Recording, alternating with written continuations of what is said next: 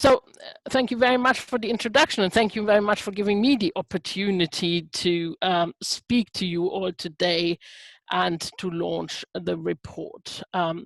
We've written the report, and that is not just me. I've got two research assistants, Stephanie Homer and Anita Gross, who are also somewhere in this launch and who might help me answer some questions at the end. So, adverse childhood experiences and the child refugees of the 1930s in the UK, history informing the future. I was very pleased to be asked to undertake this project, because I also felt for some time that it would be important to actually learn something from history, and maybe we can inform policy in the present and the future. I thought I would give you a short historical context. So you probably have know some of this already, but after the National Socialist takeover of power in Germany in January 1933, the majority of the Jewish German population and those who opposed the National Socialist doctrine suffered discrimination and persecution within months. And soon many families persecuted sought to leave the country, and that intensified after the Nuremberg race laws, which were passed in 1935. And for most, it was extremely difficult to flee because it was very difficult to find a country that would take them in.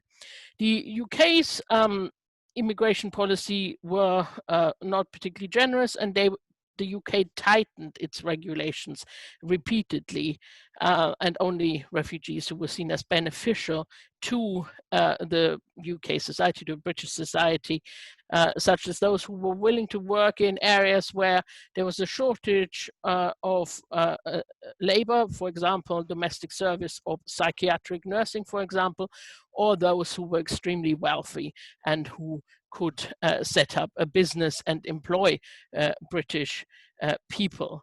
So most people found it extremely difficult to find anywhere in the world. The rest of the world really mirrored that. But that was very difficult for families who were seeking to flee Germany at the time. Now, due to the expansionist ambitions of National Socialist Germany, it wasn't only Germany, it wasn't only Germans who sought to flee. A large number of refugees who found sanctuary in the UK arrived after the annexation of Austria in March 1938, and also after the pogrom in November 1938, the so-called Crystal Night. You might have heard of that. So the slide on the screen shows some numbers, and we think about 78,000 refugees from continental, well, Central Europe really, lived in the UK in September 1939 at the outbreak of the Second World War. We do not know exactly how many of those were children. Those children entering the UK together with their parents were included on the visa of their parents, and there were no separate, they weren't counted separately. So, but we do know that between December 1938 and September 1939, 10,000 unaccompanied child refugees came to the UK, about 10,000, on the so-called Kindertransport. And there's been quite a lot on the Kindertransport in the media. The Kindertransport was a visa waiver scheme. These children did not have to have visas, adults had to have visas, and they were allowed in this period of 10 months. It's obviously quite a short period for 10,000 children to enter and flee to the UK. And they were mainly, the government did not finance this undertaking. It was mainly financed by charities and individuals, and the children were mainly fostered or accommodated in communal settings. And I will talk about that later. So we can say, I would say that the number of child refugees in the UK by September 39 was probably somewhere between 10 and 25,000. As I said, I haven't got the exact number. Now, as Joe's already said, I'm very pleased that we can do this study. And we can really do this research because the majority of these former child refugees stayed in the UK, we think. I mean, not all of them, quite a few migrated further, still in the late 30s, but also after the Second World War. But quite a large number stayed, and they also, a lot of them recorded their experience. They were either interviewed or they wrote their memories down. So this makes it possible for this sort of historical research informing future policy. And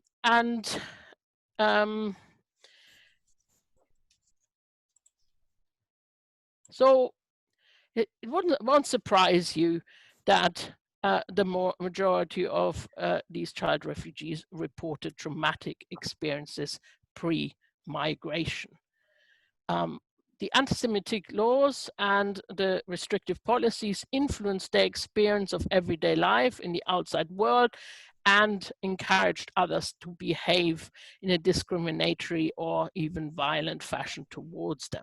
So many experienced violence or verbal abuse themselves, perpetrated by other children or young people, or also perpetrated by adults. A lot of them witnessed violence and aggression. And we have a quote here on the left-hand side of a girl who is now 7 years old, not yet 8 years old, and she describes how she experienced her father being attacked. And it's quite interesting. It's quite clear from the quote.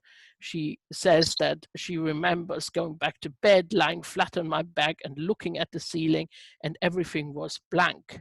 You know, it was as if, it's difficult to explain. I know exactly how it felt, sort of like I was there, but it was nothingness. I was very aware, so numb wouldn't be proper. Everything, all my senses were awake, but there was nothing I can do. So quite clearly, she's describing a very traumatic experience. And we can also see here the problem with this sort of loss of agency. She can't do anything. She's a child, but even her father obviously couldn't do anything in the situation. Most of the children lost friends, they lost their educational settings because they weren't allowed to go to ordinary schools anymore, and quite a lot obviously lost their familiar surroundings. Because of the stress, quite a few families broke down, and parents split up, parents emigrated or fled independently of each other. And obviously a lot of them suffered mental and physical health problems. So it's quite clear, it is quite clear that a lot of them suffered adverse childhood experiences pre-emigration, pre-migration. Now, post-migration, there's maybe a difference between those child refugees that migrated, fled unaccompanied, like those on the Kindertransport. They were separated from their family. They were often put in ill-prepared foster placements. I just said that the UK managed to accommodate 10,000 child refugees within 10 months, really, and that's a very short time. I'm sure a lot of you have a lot of experience with this. You will appreciate that. The foster placement or the communal settings were often ill-prepared. They were not prepared for cultural and linguistic differences, and the children, again, in some cases, suffered verbal or physical, and in some cases, even sexual abuse. And you can see a quote again on the left of a boy who arrived in the UK, and within a few hours he was sitting in a British school, and he says he felt totally disorientated. Children fleeing with their families didn't have the same problems with being separated from all of their family, but sometimes a family still had to split up due to economic and other pressures. Their family members suffered from mental and physical ill health, and a lot of them still experienced problems at school, discrimination, anti-Semitism, and xenophobia. So it was quite clear, and from the interviews we have studied, that both pre-migration and immediately post-migration, the children suffered a number of ACEs. Now, how did they cope? And this is what we're really interested in. How did they cope? How did they adapt? What were protective factors?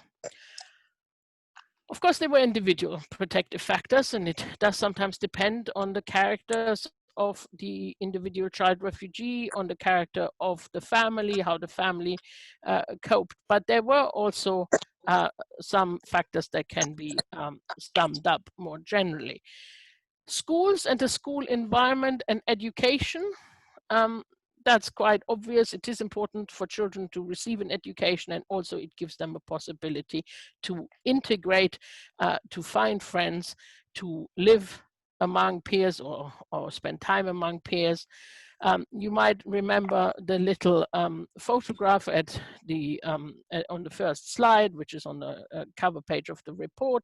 These are the Dienemann siblings, William and Ursula Dienemann, and there's a picture of them, a photo of them in Berlin in the 1930s. And this is William Dienemann again at his boarding school in Bristol after, as you can see from the photo, in 1941. He was very lucky. Although he didn't have a very stable foster home to go to, eventually he ended up in this boarding school. And yeah, lucky of a sort, of course. I mean, he was a child refugee, but he ended up in this boarding school, and he always told me he enjoyed his time at this boarding school very much. His parents also managed to flee to the UK later, after the daughter and the son, but they did manage to escape, but they didn't live again together as a family group, because that wasn't possible because of all sorts of pressures. And so you can see here, this is another picture of William Dienemann, a few years older.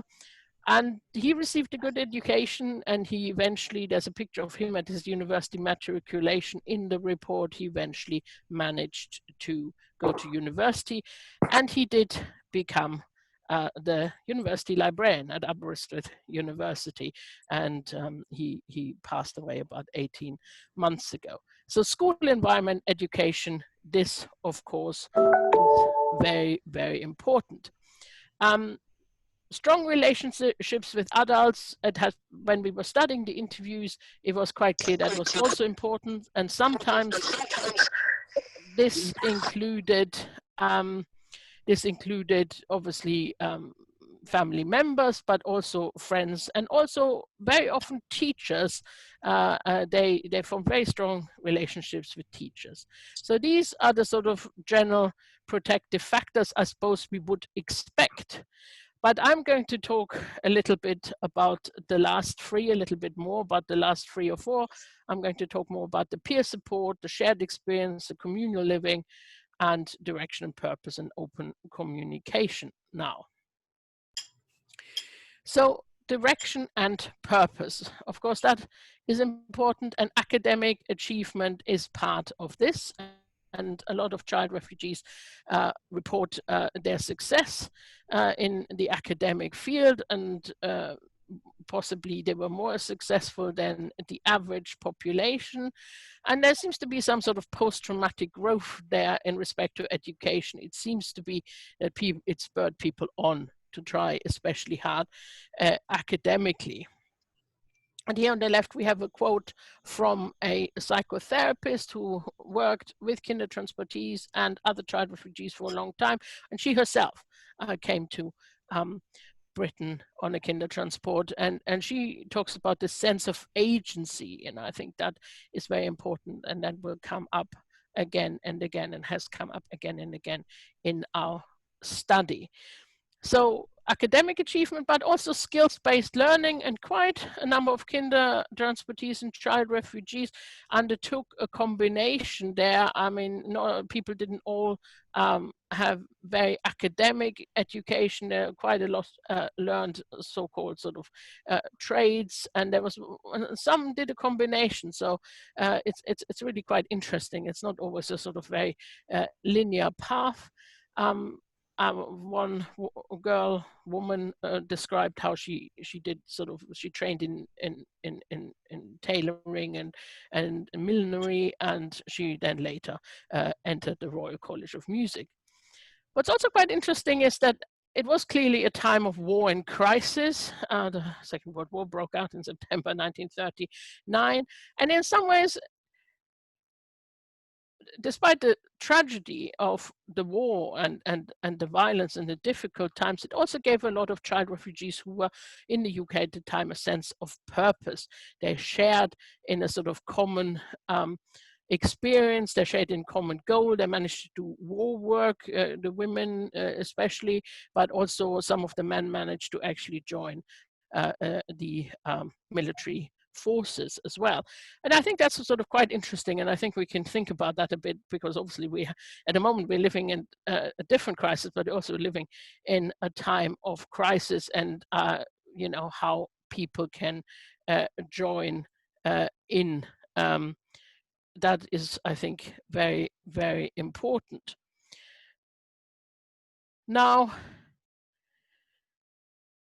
school, we talked about school, but school is not only for academic learning, it also gives you support from other children. And that was clearly very, very important. When this support wasn't there, when the setting, the other children, the teachers were unprepared, quite traumatic experiences could happen again to the child refugee. And we have got that here in the quote on the left, where a young child describes that she was the only foreign child in the class, and they had a xenophobic attitude, and she was excluded all the time. And this could be completely different in schools where students were well prepared, or where they were together with other refugee children. And we have some quotes here where you can see that these child refugees were together with others. So this was really interesting. For example, here, a girl who came from Czechoslovakia, she was in a refugee school actually in which was evacuated to Wales actually, and she describes that people just knew what she was going to when she was together with other refugee children, and also with teachers who were refugees as well. And again, here in the second quote,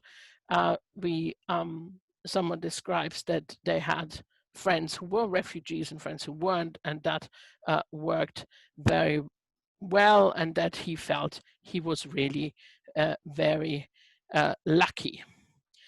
Now, we have, sometimes we have the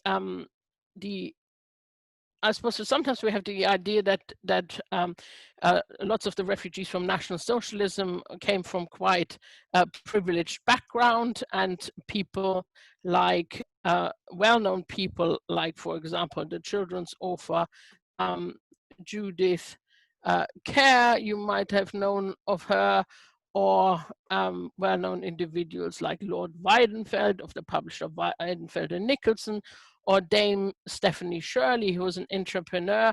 They all came as child refugees to the UK from National Socialism. But not everybody had this sort of luck in their life. And there are quite a lot of people who experienced extreme hardship and again, you know, adverse childhood experiences. And it somehow surprised us. I've already talked about the preparedness of the setting they came into, and sometimes it is somewhat surprising that a lot of the child refugees actually, especially the older ones, prefer to be accommodated in a communal setting rather than in with foster parents. And that did surprise me. But this was clearly had something to do with the way these foster parents were prepared, and they weren't actually prepared at all in a lot of cases.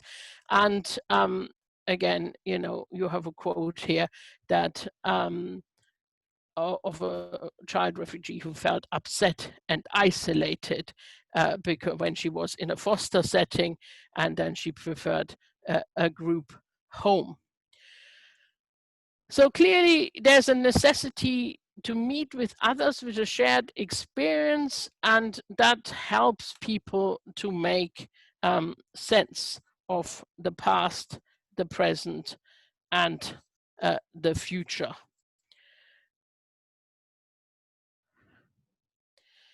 Now, how can this be done? Well, spaces can be provided for people to talk with other refugees, but also then to move on. And it is also seems to have been important that to keep to make sense of your life and to cope with the sort of fragmentation and to cope with the ACEs, it was important to keep a connection to the originating country, to maybe keep up religious and cultural practices, and also to keep up linguistic skills. So here we have a quote on the left of a boy who fled with his family, and he describes that the Quakers, who were instrumental in assisting children and adult refugees in the 1930s, they hired a hall and they provided a space for the refugees to get together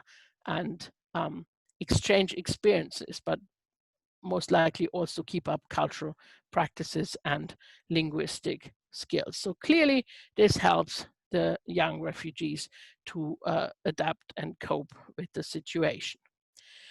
Now, to conclude, what we would like to say is it's quite clear that what child refugees need is supported independence.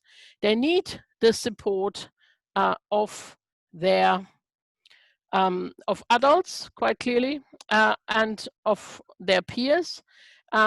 They need to be given the opportunity of an education.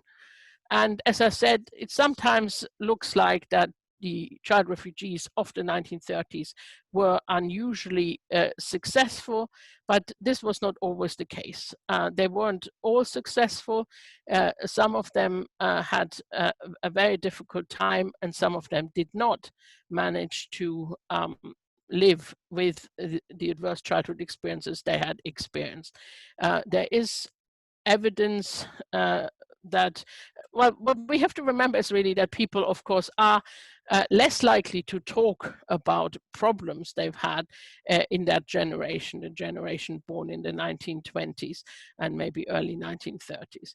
But it is surprising when you study the interviews and the written memories I've talked about, how often people do talk about their problems. And there were some who clearly had a very hard time, who suffered from mental health problems, and I would say there are some who there's clearly some cases of people who took their own lives and who had a very, very difficult time. So support is very important, but then independence is very important.